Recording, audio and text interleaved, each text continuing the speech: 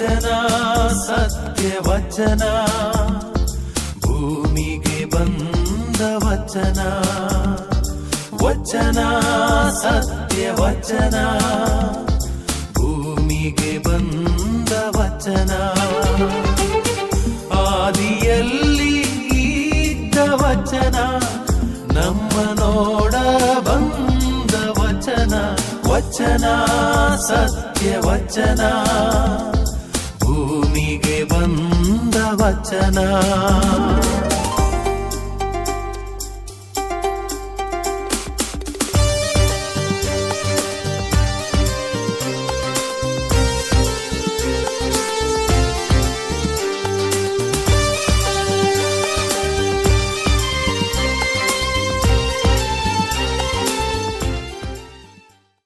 ಪಿತನ ಸುತನ ಮತ್ತು ಪವಿತ್ರಾತ್ಮನ ನಾಮದಲ್ಲಿ ಆಮೇನ್.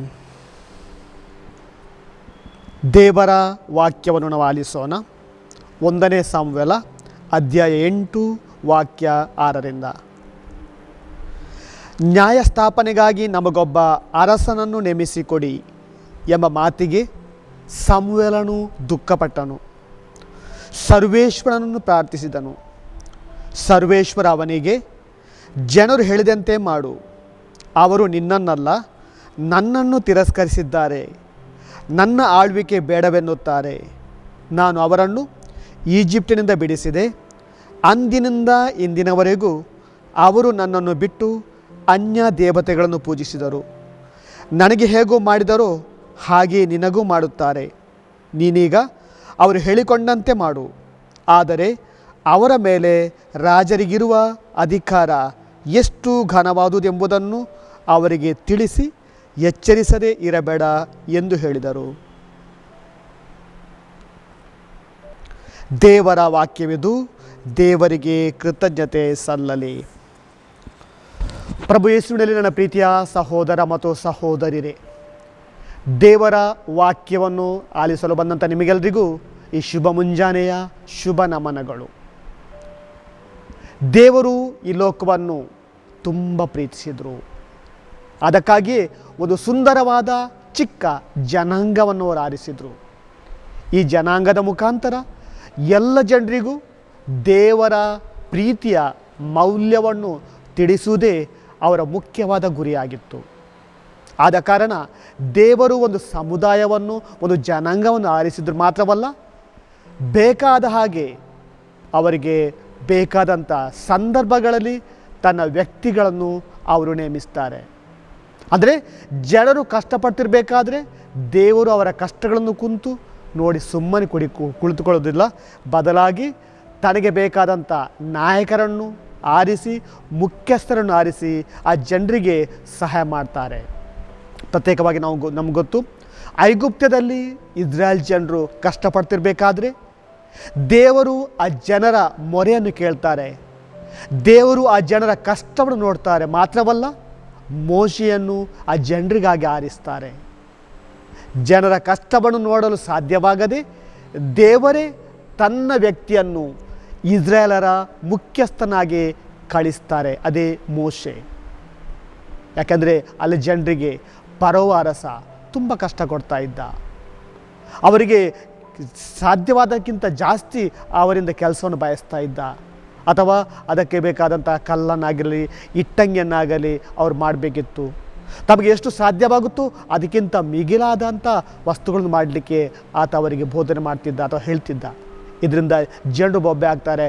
ದೇವರೇ, ನಮಗೊಂದು ರಕ್ಷಣೆ ಕೊಡಿರಿ, ನಮಗೆ ಇಲ್ಲಿಂದ ಬಿಡುಗಡೆ ಕೊಡಿರಿ, ನಾವಿಲ್ಲಿ ತುಂಬ ಕಷ್ಟಪಡ್ತಾ ಇದ್ದೇವೆ, ನಮ್ಮಿಂದ ಇನ್ನು ಸಾಧ್ಯವಿಲ್ಲ ಎಂಬ ಒಂದು ಹಂತಕ್ಕೆ ಬಂದಾಗ ದೇವರು ಅವರ ಮೊರೆಯನ್ನು ಆಲಿಸ್ತಾರೆ.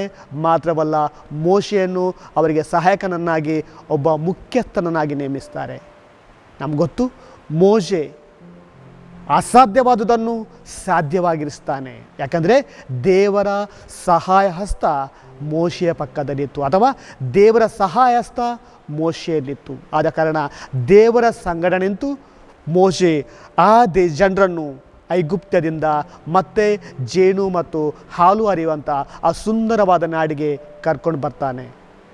ದೇವರು ಜನರ ಕಷ್ಟವನ್ನು ತಿಳಿದು ಮೋಶೆಯನ್ನು ಕಳಿಸುವಂಥದ್ದು. ಹಾಗೆಯೇ ಜನರು ಹಾದಿ ತಪ್ಪಿದಾಗ ನ್ಯಾಯಕರ್ತರನ್ನು ಅವರಿಗೆ ನೇಮಿಸ್ತಾರೆ. ಯಾಕಂದರೆ ಸಮುವೇಲ ಒಬ್ಬ ಕಡೆ ನ್ಯಾಯಕರ್ತನಾಗಿದ್ದ. ಈತ ಒಳ್ಳೆಯ ವ್ಯಕ್ತಿ, ಭಯಭಕ್ತ ವ್ಯಕ್ತಿ, ಪ್ರಾಮಾಣಿಕತೆ ವ್ಯಕ್ತಿ, ನೀತಿವಂತನು ಕೂಡ ಆಗಿದ್ದ. ಆದರೆ ಆತನ ಮಕ್ಕಳಾದ ಜೋಯಲ್ ಮತ್ತು ಅಭಿಯ, ಆತನಿಗೆ ಇಬ್ಬರು ಗಂಡು ಮಕ್ಕಳು. ಆ ಜೋಯಲ್ ಮತ್ತು ಅಭಿಯ ಈ ಸಮುವೇಲನ ಹಾದಿಯಲ್ಲಿ ನಡೆದಿಲ್ಲ. ಹೇಗೆ ಸಮುವೇಲ ಒಬ್ಬ ಒಳ್ಳೆಯ ನ್ಯಾಯಕರ್ತನಾಗಿದ್ನೋ, ಜನರ ಕಷ್ಟಗಳನ್ನು ತಿಳಿತಿದ್ನೋ, ಅವರ ಕಷ್ಟಗಳಿಗೆ ಸಮಸ್ಯೆಗಳಿಗೆ ಪರಿಹಾರ ಕೊಡ್ತಾ ಇದ್ನೋ, ಆದರೆ ಆತನ ಮಕ್ಕಳಾದ ಜೋಯಲ್ ಮತ್ತು ಅಭಿಯ ಹಾಗೆ ಮಾಡಿಲ್ಲ. ಬದಲಾಗಿ ಅವರು ತಮ್ಮದೇ ಹಾದಿಯಲ್ಲಿ ನಡೆದರು. ದೇವರ ವಾಕ್ಯವನ್ನು ಬಿಟ್ಟು, ದೇವರ ಹಾದಿಯನ್ನು ಬಿಟ್ಟು ತಮ್ಮದೇ ಹಾದಿಯಲ್ಲಿ ನಡೆದರು. ಆದ ಕಾರಣ ದೇವರು ಅವರನ್ನು ತಿರಸ್ಕರಿಸ್ತಾರೆ, ಅಥವಾ ಜನರು ಅವರನ್ನು ತಿರಸ್ಕರಿಸ್ತಾರೆ. ಸಮುವೇಲ ಒಳ್ಳೆಯ ವ್ಯಕ್ತಿಯಾಗಿದ್ದ, ಆದರೆ ನಿನ್ನ ಮಕ್ಕಳು ಚೆನ್ನಾಗಿಲ್ಲ, ಆದ ಕಾರಣ ನಮಗೆ ಒಬ್ಬ ರಾಜ ಬೇಕು. ಉಳಿದೆಲ್ಲ ಜನಾಂಗದವರಿಗೆ ತಮ್ಮದೇ ಒಬ್ಬ ರಾಜ ಇದ್ದಾರೆ, ಆ ಬಲಿಷ್ಠ ರಾಜರಿದ್ದಾರೆ. ಅವರು ತಮ್ಮ ಸೈನ್ಯವನ್ನು ತಗೊಂಡು ಉಳಿದವರೊಂದಿಗೆ ಜಗಳ ಮಾಡ್ತಾರೆ, ಯುದ್ಧ ಮಾಡ್ತಾರೆ, ಮತ್ತು ಗೆದ್ದು ಬರ್ತಾರೆ. ಹಾಗೆಯೇ ನಮ್ಮ ಕೂಡ ಒಂದು ರಾಜ ಕೊಡು ಎಂಬುದಾಗಿ ಜನರು ಸಮುವೇಲನಲ್ಲಿ ವಿನಂತಿಸಿಕೊಳ್ತಾರೆ. ಈ ಸಂದರ್ಭದಲ್ಲಿ ಪ್ರೀತಿಯ ಸಹೋದರ ಮತ್ತು ಸಹೋದರರೇ, ದೇವರು ಸೌಲನನ್ನು ರಾಜನನ್ನಾಗಿ ಕೊಡ್ತಾರೆ. ಮಾತ್ರವಲ್ಲ, ಸೌಲನ ಮುಖಾಂತರ ನಮಗೆ ಗೊತ್ತು, ಸೌಲ 40 ವರ್ಷ ರಾಜ್ಯಾಡಳಿತ ಮಾಡಿದ. 40 ವರ್ಷ ಇಸ್ರೇಲ್ ಮಂದಿಯನ್ನು ಶತ್ರುಗಳಿಂದ ರಕ್ಷಿಸಿದ. ಈ 40 ವರ್ಷಗಳಿಂದ ಸುಭೀಕ್ಷೆಯಿಂದ ತನ್ನ ರಾಜ್ಯವನ್ನು ಮುನ್ನಡೆಸಿದ. ಆದರೆ ಸೌಲ ಕೂಡ ದಾರಿ ತಪ್ತಾನೆ, ದೇವರ ಮಾತಿಗೆ ವಿರುದ್ಧವಾಗಿ ಹೋಗ್ತಾನೆ, ಅಥವಾ ದೇವರ ಮಾತಿಗೆ ಬೆಲೆ ಕೊಡೋದಿಲ್ಲ. ಆಗ ದೇವರು ಸೌಲನನ್ನು ಕೂಡ ತಿರಸ್ಕರಿಸ್ತಾರೆ. ಆದರೆ ಪ್ರೀತಿಯ ಸಹೋದರ ಮತ್ತು ಸಹೋದರರೇ, ದೇವರ ಪ್ರೀತಿ ಕಡಿಮೆ ಆಗೋಲ್ಲ. ಯಾಕೆ? ದೇವರು ಸಂದರ್ಭಕ್ಕೆ ತಕ್ಕಂತೆ ತನಗೆ ಬೇಕಾದಂಥ ವ್ಯಕ್ತಿಗಳನ್ನು ಜನರಿಗೆ ಕಳಿಸ್ತಾ ಇದ್ದರು, ಇಸ್ರೇಲ್ ಜನರನ್ನು ಕಳಿಸ್ತಾ ಇದ್ದರು. ಈಗ ಸೌಲನನ್ನು ತಿರಸ್ಕರಿಸ್ತಾರೆ. ಮೊದಲ ರಾಜ ಒಳ್ಳೆಯ ರಾಜ, ಆದರೆ ಆತ ದೇವರ ವಿರುದ್ಧ ಹೋದಾಗ, ದೇವರ ಮಾತಿಗೆ ಅವಿರೋಧವನ್ನು ವ್ಯಕ್ತಪಡಿಸಿದಾಗ ದೇವರು ಆತನನ್ನು ತಿರಸ್ಕರಿಸ್ತಾರೆ. ಮಾತ್ರವಲ್ಲ, ಆತನ ಬದಲಿಗೆ ದಾವೀದನನ್ನು ರಾಜನನ್ನಾಗಿ ಆರಿಸ್ತಾರೆ. ನೋಡಿ ಹೇಗೆ ದೇವರು ತನ್ನ ಜನರನ್ನು ಪ್ರೀತಿಸ್ತಾರೆ. ಮೋಶೆಯ ಮುಖಾಂತರ ಒಂದು ಸುಂದರವಾದ ಜನಾಂಗವನ್ನು ಅವರು ಆಯ್ಕೆ ಮಾಡ್ತಾರೆ. ನಂತರ ನ್ಯಾಯಕರ್ತರ ಮುಖಾಂತರ ಅವರಿಗೆ ರಕ್ಷಣೆ ಕೊಡ್ತಾರೆ. ಜನರು ತಿರಸ್ಕರಿಸಿದಾಗ ರಾಜನನ್ನು ಕೊಡ್ತಾರೆ. ಸೌಲ ಮತ್ತೆ ದೇವರ ವಾಕ್ಯಕ್ಕೆ ವಿರುದ್ಧವಾಗಿ ಹೋದಾಗ ದಾವೀದನನ್ನು ರಾಜನನ್ನಾಗಿ ಆರಿಸ್ತಾರೆ. ಹೀಗೆ ದೇವರು ತನ್ನ ಜನರ ಪ್ರೀತಿಯನ್ನು ಇಲ್ಲಿ ಬೇರೆ ಬೇರೆ ರೀತಿಯಲ್ಲಿ ವ್ಯಕ್ತಪಡಿಸುವುದನ್ನು ನಾವು ಕಾಣ್ತಾ ಇದ್ದೇವೆ. ಇಲ್ಲಿ ದಾವೀದ ಕೂಡ ಹಾಗೆಯೇ ದೇವರಿಗೆ ಒಬ್ಬ ಒಳ್ಳೆಯ ವ್ಯಕ್ತಿಯಾಗಿ, ಒಬ್ಬ ಒಳ್ಳೆಯ ರಾಜನಾಗಿ ಆತ ರಾಜ್ಯಾಡಳಿತ ನಡೆಸ್ತಾನೆ, ರಾಜ್ಯಭಾರ ಮಾಡ್ತಾನೆ, ಎಲ್ಲ ಜನರಿಗೆ ಅಚ್ಚುಮೆಚ್ಚಿನ ವ್ಯಕ್ತಿ ಆತ ಆಗ್ತಾನೆ. ಆದರೆ ಅವನು ಕೂಡ ತಪ್ಪು ಹಾದಿ ಹಿಡಿದಾಗ ಪ್ರೀತಿಯ ಸಹೋದರ ಮತ್ತು ಸಹೋದರರೇ, ದೇವರು ಮತ್ತೆ ಹೊಸ ಸೊಲೊಮನನ್ನು ರಾಜನ ಅಥವಾ ದಾವೀದನ ಮಗನನ್ನು ಸೊಲೊಮನನ್ನು ರಾಜನನ್ನಾಗಿ ಆರಿಸ್ತಾರೆ. ಹೀಗೆ ದೇವರು ತನ್ನ ಜನರಿಗೆ ಬೇಕಾದಾಗೆ ಸಂದರ್ಭಕ್ಕೆ ತಕ್ಕಂತೆ ಒಳ್ಳೆಯ ಅಧಿಕಾರಿಗಳನ್ನು, ಮುಖ್ಯಸ್ಥರನ್ನು, ರಾಜರನ್ನು ನೇಮಿಸ್ತಾರೆ. ಹೀಗೆ ಸೌಲನ ನಂತರ ದಾವೀದ ನಂತರ ಸೊಲೊಮನ್, ಹೀಗೆ ರಾಜರಾಗಿ ತನ್ನ ಜನರನ್ನು ಅವರು ಮುನ್ನಡೆಸ್ತಾರೆ. ಆದರೆ ಪ್ರೀತಿಯ ಸಹೋದರ ಮತ್ತು ಸಹೋದರರೇ, ರಾಜರು ಕೂಡ ನಾನು ಹೇಳಿದೆ ತಪ್ಪು ಹಾದಿ ಹಿಡಿತಾರೆ. ಹೇಗೆ ಸೌಲ ದೇವರ ಮಾತಿಗೆ ವಿರೋಧ ಹೋದನು, ಹಾಗೆ ದಾವೀದ ಕೂಡ ತನ್ನ ಶರೀರದ ಇಚ್ಛೆಯಿಂದಾಗಿ ದೇವರಿಂದ ದೂರ ಹೋಗ್ತಾನೆ. ಸೊಲೊಮನ್ ಕೂಡ ಅನ್ಯ ದೇವರನ್ನು, ನಿಜವಾದ ದೇವರನ್ನು ಬಿಟ್ಟು ತನ್ನ ಹೆಂಡತಿಯಂದಿರ ಪರಿಣಾಮವಾಗಿ ಬೇರೆ ದೇವರನ್ನು ಆರಾಧಿಸಲಿಕ್ಕೆ ಆರಂಭಿಸ್ತಾನೆ. ಹೀಗೆ ದೇವರು ಅವರನ್ನು ತಿರಸ್ಕರಿಸಿದಾಗ ಆ ಜನರನ್ನು ಅವರು ಸುಮ್ಮನೆ ಬಿಡೋಲ್ಲ. ಬದಲಾಗಿ ದೇವರ ವಾಕ್ಯವನ್ನು ಪ್ರಚುರಪಡಿಸಲಿಕ್ಕೆ, ದೇವರ ವಾಕ್ಯವನ್ನು ಸಾಧಲಿಕ್ಕೆ ಆತ ಪ್ರವಾದಿಗಳನ್ನು ನೇಮಿಸ್ತಾರೆ. ದೇವರು ಪ್ರವಾದಿಗಳನ್ನು ನೇಮಿಸ್ತಾರೆ. ನಮಗೆ ಗೊತ್ತು, ಯೆಶಾಯ ಪ್ರವಾದಿ, ಡೇನಿಯಲ್ ಪ್ರವಾದಿ, ಯೆರೆಮೀಯ ಪ್ರವಾದಿ, ಎಜೆಕಿಯಲ್ ಪ್ರವಾದಿ, ಹೀಗೆ ಅನೇಕ ಪ್ರವಾದಿಗಳನ್ನು ದೇವರು ಜನರಿಗೆ ಕಳಿಸ್ತಾರೆ. ಯಾಕಂದರೆ ಜನರು ದೇವರ ವಾಕ್ಯವನ್ನು ಮೀರಿ ನಡೆದರು. ದೇವರು ಬೊಂಬೆಗಳ ಆರಾಧನೆ ಮಾಡಲಿಕ್ಕೆ ಶುರು ಮಾಡಿದರು. ಜನರು ಬಾಲ್ ದೇವತೆ ಆರಾಧಕರನ್ನು ದೇವರನ್ನಾಗಿ ಮಾಡಿದರು, ಅಥವಾ ಬಾಲ್ ದೇವತೆಯನ್ನು ತನ್ನ ದೇವರನ್ನಾಗಿ ಸ್ವೀಕಾರ ಮಾಡಿದರು. ಇದರಿಂದ ದೇವರು ಆ ಜನರನ್ನು ತಿರಸ್ಕರಿಸಲಿಕ್ಕೆ ಆರಂಭಿಸ್ತಾರೆ. ಅಥವಾ ಆ ಜನರನ್ನು ಮತ್ತೆ ತನ್ನ ಹಾದಿಗೆ ತಗೊಂಡು ಬರಬೇಕು, ಮತ್ತೆ ನಾನು ನಿಮ್ಮನ್ನು ಪ್ರೀತಿಸಬೇಕು ಎಂಬುದಾಗಿ ಹೇಳಬೇಕು ಎಂಬುದಾಗಿ ದೇವರು ಪ್ರವಾದಿಗಳನ್ನು ಕಳಿಸಿ ಅವರ ಮುಖಾಂತರ ದೇವರ ವಾಕ್ಯವನ್ನು ಬೋಧಿಸ್ತಾರೆ. ಯೆಶಾಯ ಪ್ರವಾದಿ ತನಗೆ ಅನೇಕ ಕಷ್ಟಗಳು ಬಂದವು, ಅನೇಕ ಸಮಸ್ಯೆಗಳು ಎದುರಾದವು. ಆದರೆ ಎಲ್ಲ ಸಮಸ್ಯೆಗಳಲ್ಲಿ, ಕಷ್ಟಗಳಲ್ಲಿ ದೇವರ ಇಚ್ಛೆಯನ್ನು ಆತ ನೆರವೇರಿಸ್ತಾನೆ. ಯೆಶಾಯ ಪ್ರವಾದಿ ಹಾಗೆಯೇ ಯೆರೆಮೀಯ ಪ್ರವಾದಿ ಕೂಡ ಹಾಗೆಯೇ ಅನೇಕ ರೀತಿಯಿಂದ ಆತ ಕಷ್ಟಪಡ್ತಾನೆ. ಜನರು ಅದನ್ನು ತಿರಸ್ಕರಿಸ್ತಾರೆ, ಜನರು ಆತನನ್ನು ಬಾವಿಗೆ ಹಾಕ್ತಾರೆ, ಜನರು ಆತನಿಗೆ ಮೇಲೆ ಕಲ್ಲು ಬೀರ್ತಾರೆ. ಇದೆಲ್ಲವನ್ನು ಆತ ಧ್ಯಾನಿಸೋಲ್ಲ, ಇದೆಲ್ಲವನ್ನು ಆತ ಗಮನಿಸೋಲ್ಲ. ಯಾಕಂದರೆ ದೇವರ ವಾಕ್ಯ ಸಾರುವುದು ಆತನ ಮುಖ್ಯವಾದ ಉದ್ದೇಶವಾಗಿತ್ತು. ಆದ ಕಾರಣ ದೇವರು ತನಗೆ ಏನು ಹೇಳ್ತಾರೋ ಅದೆಲ್ಲವನ್ನು ಆತ ತನ್ನ ಜನರಿಗೆ ಹೇಳ್ತಾ ಇದ್ದ. ಆದ ಕಾರಣ ಜನರು ಈ ಪ್ರವಾದಿಗಳನ್ನು ತಿರಸ್ಕರಿಸಿದಾಗ, ಜನರು ದೇವರಿಂದ ದೂರ ಹೋದಾಗ ಮತ್ತೆ ಅವರು ಯೋನಾ ಪ್ರವಾದಿಯನ್ನು ಕಳಿಸ್ತಾರೆ. ನಮಗೊತ್ತು, ನಿನಿವೆ ಜನರು ನಿಜವಾದ ದೇವರನ್ನು ಬಿಟ್ಟು ಕೆಟ್ಟ ಅಥವಾ ಬೊಂಬೆ ಪೂಜೆ ಮಾಡಲಿಕ್ಕೆ ಶುರು ಮಾಡಿದರು, ಅಥವಾ ನಿಜವಾದ ದೇವರಿಂದ ದೂರ ಹೋದರು. ಆಗ ಅಲ್ಲಿ ಯೋನಾ ಪ್ರವಾದಿ ಹೋಗ್ತಾರೆ, ಆ ಜನರಿಗೆ ತಮ್ಮ ತಪ್ಪುಗಳ ಬಗ್ಗೆ ಹೇಳ್ತಾನೆ. ಮಾತ್ರವಲ್ಲ, ನೀವು ಮನ ಪರಿವರ್ತನೆಗೊಳ್ಳದಿದ್ದರೆ ಖಂಡಿತವಾಗಿ ನೀವು ನಾಶ ಆಗ್ತೀರಿ, 40 ದಿನದಲ್ಲಿ ನೀವೆಲ್ಲರೂ ನಾಶ ಆಗ್ತೀರಿ ಎಂಬ ಸಂದೇಶವನ್ನು ಆ ಜನರಿಗೆ ಕೊಟ್ಟಾಗ, ಪ್ರೀತಿಯ ಸಹೋದರ ಮತ್ತು ಸಹೋದರಿ, ದೇವರ ವಾಕ್ಯ ಹೇಳುತ್ತೆ, ಅರಸನಿಂದ ಹಿಡಿದು ಎಲ್ಲ ಜನರು ತಮ್ಮ ತಪ್ಪುಗಳಿಗಾಗಿ ಪ್ರಾಯಶ್ಚಿತ್ತ ಪಡ್ತಾರೆ, ಬೂದಿಯಲ್ಲಿ ಕೂಡ್ತಾರೆ ಅಂತ ಹೇಳುತ್ತೆ ದೇವರ ವಾಕ್ಯ. ಮಾತ್ರವಲ್ಲ, ತಮ್ಮ ಮೈ ಮೇಲೆ ಗೋಣಿ ವಸ್ತ್ರವನ್ನು ತೊಟ್ಟು ಬೂದಿ ಮೇಲೆ ಕುಂತು ತಮ್ಮ ಪಾಪಕ್ಕಾಗಿ ಅವರು ಪ್ರಾಯಶ್ಚಿತ್ತ ಮಾಡ್ತಾರೆ. ಹೌದು, ದೇವರು ತನ್ನ ಜನರನ್ನು ದೂರ ಹೋಗಲಿಕ್ಕೆ ಬಿಡೋಲ್ಲ. ಯಾವಾಗ ಬೇಕೋ ಅಂಥ ಜನರನ್ನು, ಯಾರು ಬೇಕೋ ಅಂಥ ಜನರನ್ನು ಅವರು ಕಳಿಸ್ತಾರೆ. ಮಾತ್ರವಲ್ಲ, ಅವರನ್ನು ತುಂಬ ಪ್ರೀತಿಯಿಂದ ಅವರನ್ನು ಮುನ್ನಡೆಸ್ತಾರೆ. ಹೀಗೆ ಯೋನಾ ಪ್ರವಾದಿಯ ಬೋಧನೆಯಿಂದ ಅನೇಕ ಜನರು ಪರಿವರ್ತನೆಗೊಂಡರು. ಮಾತ್ರವಲ್ಲ, ನಿಜವಾದ ದೇವರ ಕಡೆಗೆ ಅವರೇ ಮತ್ತೆ ವಾಪಸ್ ಬರ್ತಾರೆ. ತಮ್ಮ ತಪ್ಪು ಹಾದಿಗಳನ್ನು ಬಿಟ್ಟು, ಕೆಟ್ಟ ಹಾದಿಗಳನ್ನು ಬಿಟ್ಟು, ಕೆಟ್ಟ ಚಟಗಳನ್ನು ಬಿಟ್ಟು ಮತ್ತೆ ದೇವರೆಡೆಗೆ ಅವರು ಬರ್ತಾರೆ. ಅಂದರೆ ಇಲ್ಲಿ ದೇವರ ಪ್ರೀತಿ ನಮಗೆ ವ್ಯಕ್ತವಾಗುತ್ತೆ. ಯೋನಾ ಪ್ರವಾದಿಯ ಮುಖಾಂತರ ದೇವರು ತನ್ನ ಜನರನ್ನು ಪ್ರೀತಿಸ್ತಾರೆ. ಆದರೆ ಪ್ರೀತಿಯ ಸಹೋದರ ಮತ್ತು ಸಹೋದರರೇ, ಈ ಜನರು ದೇವರ ಪ್ರೀತಿಯನ್ನು ತಿಳಿಯೋಲ್ಲ. ಅನೇಕ ಪ್ರವಾದಿಗಳು ದೇವರ ವಾಕ್ಯದ ಬಗ್ಗೆ ಹೇಳಿದರು. ಮೋಶೆ ಮುಖಾಂತರ ಜನರಿಗೆ ಸಮಾಧಾನ ಸಿಕ್ಕಿತು, ಅರಸರ ಮುಖಾಂತರ ಜನರನ್ನು ಆಳ್ವಿಕೆ ನಡೆಸಿದ್ರು ಕೂಡ ಜನರ ಮನ ಬದಲಾವಣೆಯಾಗೋಲ್ಲ. ಮತ್ತೆ ಮತ್ತೆ ಅವರು ತಪ್ಪು ಹಾದಿ ಹಿಡಿತಾರೆ, ಮತ್ತೆ ಮತ್ತೆ ಅವರು ದೇವರಿಂದ ದೂರ ಹೋಗ್ತಾರೆ. ಯಾಕಂದರೆ ದೇವರ ಭಾಷೆ, ದೇವರ ಜನರ ಪರಿಚಯ ಅವರಿಗೆ ಸಿಗೋಲ್ಲ. ಅದಕ್ಕಾಗಿ ನಮಗೊತ್ತು, ಯೇಸು ಸ್ವಾಮಿಯನ್ನೇ ಈ ಧರೆಗೆ ಅವರು ಕಳಿಸ್ತಾರೆ. ಯೋಹಾನ 3:16 ಹೇಳ್ತಾರೆ, ದೇವರು ಈ ಲೋಕವನ್ನು ಎಷ್ಟಾಗಿ ಪ್ರೀತಿಸರೆಂದರೆ ತಮ್ಮ ಏಕೈಕ ಕುಮಾರನನ್ನೇ ಈ ಧರೆಗೆ ಕಳಿಸಿದರು.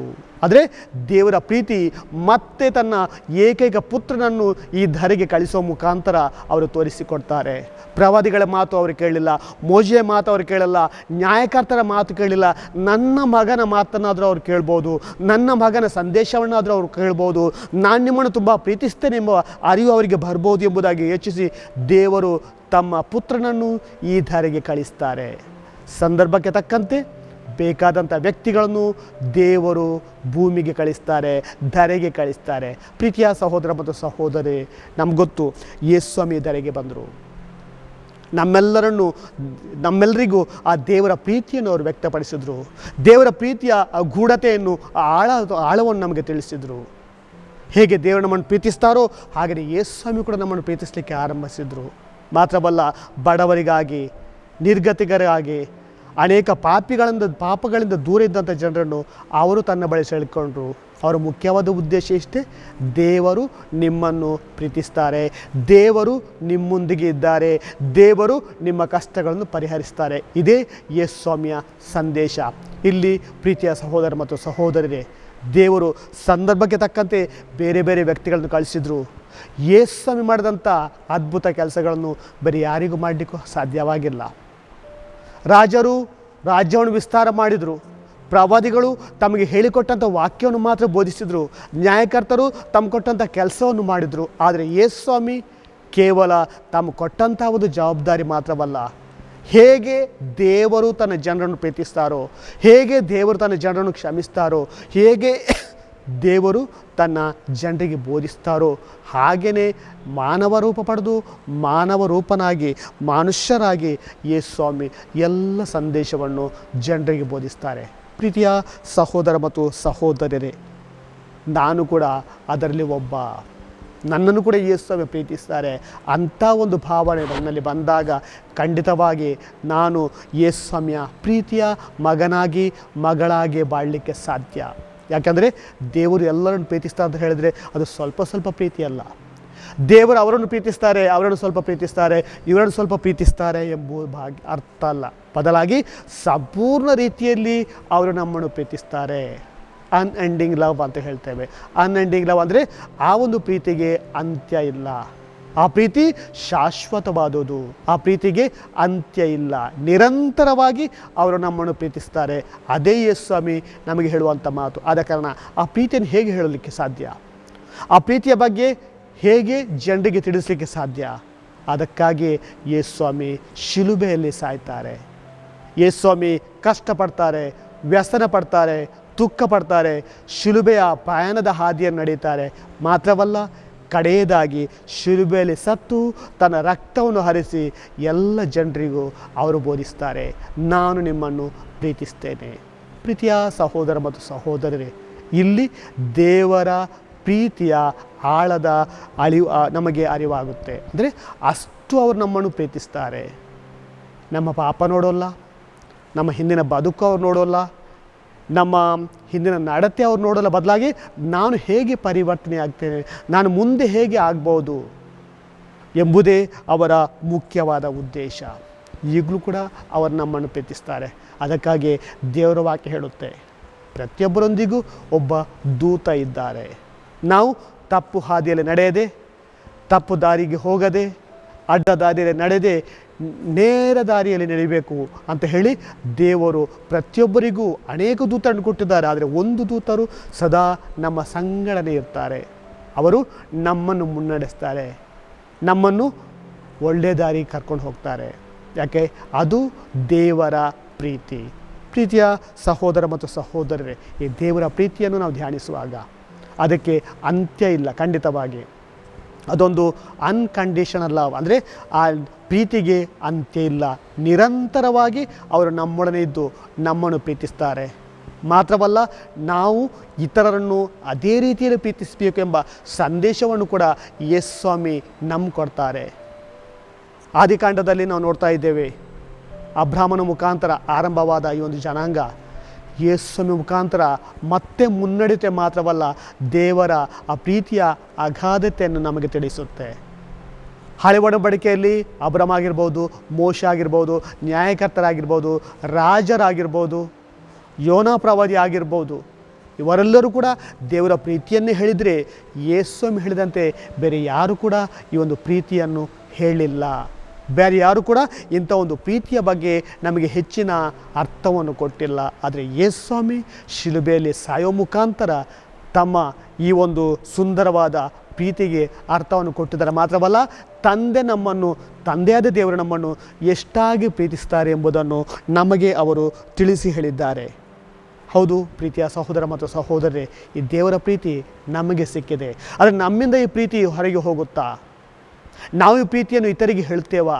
ಅಥವಾ ನಮಗೆ ಸಿಕ್ಕಿದಂಥ ಪ್ರೀತಿಯನ್ನು ಇತರರೊಂದಿಗೆ ನಾವು ಹಂಚ್ತೇವಾ ಎಂಬುದು ಅತಿ ಮುಖ್ಯವಾದ ಕೆಲಸ. ಅನೇಕ ಬಾರಿ ನಾವು ಪಡೆದಂಥ ಪ್ರೀತಿಯನ್ನು ಇತರಿಗೆ ಕೊಡಲಿಕ್ಕೆ ನಾವು ಹಿಂಜರಿತೇವೆ.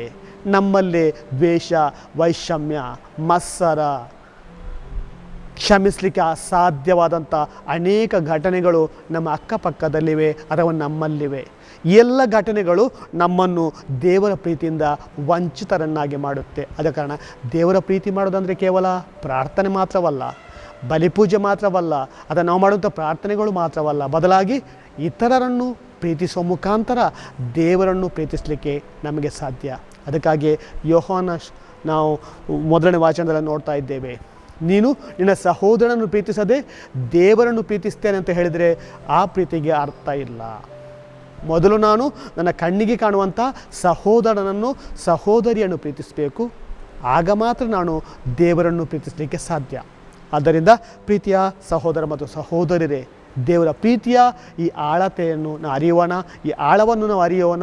ಈ ಪ್ರೀತಿಯನ್ನು ನಾವು ಇತರಿಗೆ ಕೊಡಲಿಕ್ಕೆ, ನಮ್ಮ ನಡೆ ನುಡಿಗಳ ಮುಖಾಂತರ ಇತರಿಗೆ ಕೊಡಲಿಕ್ಕೆ ಬೇಕಾದಂಥ ಧೈರ್ಯವನ್ನು ಪ್ರಭು ಯೇಸು ಸ್ವಾಮಿ ನಮಗೆ ಕೊಡಲಿ ಎಂಬುದಾಗಿ ನಾವು ಈ ವೇಳೆಯಲ್ಲಿ ಪ್ರಾರ್ಥಿಸೋಣ. ಕಣ್ಣುಗಳನ್ನು ಮುಚ್ಚಿ ಧ್ಯಾನಿಸೋಣ. ಸ್ತೋತ್ರ ಯೇಸುವೆ, ವಂದನೆ ಯೇಸುವೆ, ಆರಾಧನೆ ಯೇಸುವೆ, ಮಹಿಮೆ ಯೇಸುವೆ, ಸ್ತುತಿ ಯೇಸುವೆ, ನಮನ ಯೇಸುವೆ. Hallelujah, hallelujah.